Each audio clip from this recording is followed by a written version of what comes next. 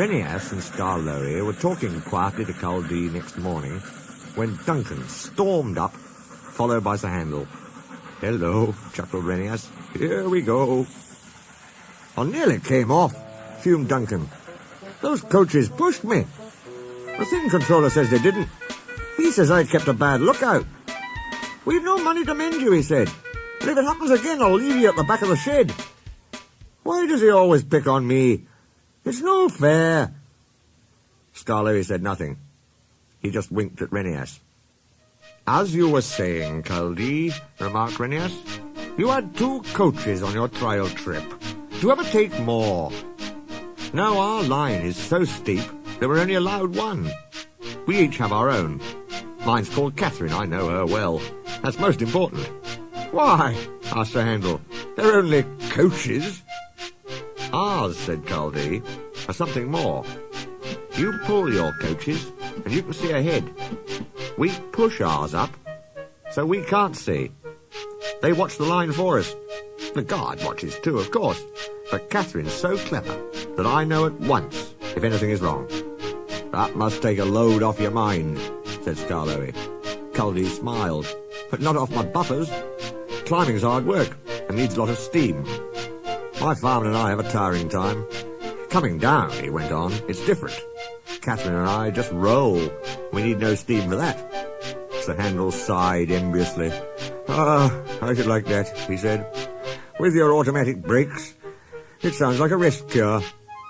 "That," replied Culdee, "was just the mistake poor Godred made."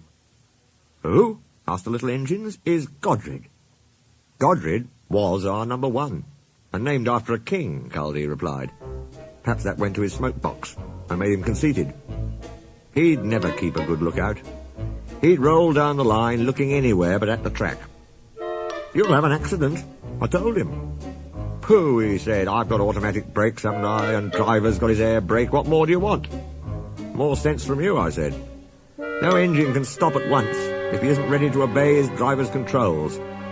'The first thing a young engine learns,' agreed Skarloey. Godred never learnt sense. His driver and fireman and the manager all spoke to him.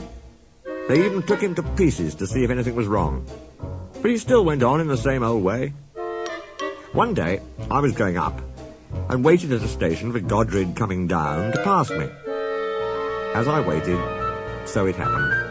One moment he was on the track, the next his driver and fireman jumped clear as he rolled over.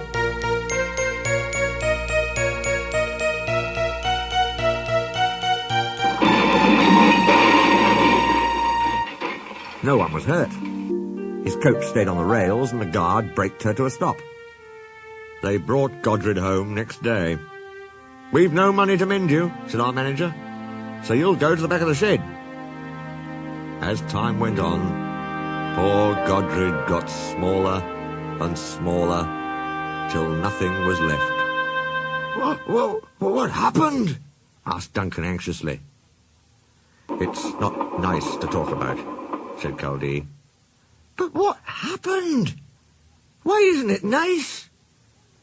"Our drivers used Godred's parts to mend us," answered Culdee mournfully. Sir Handel and Duncan were unusually silent, long after Culdee had gone home. Neither Skarloey nor Renias ever mentioned that Culdee had made the story up.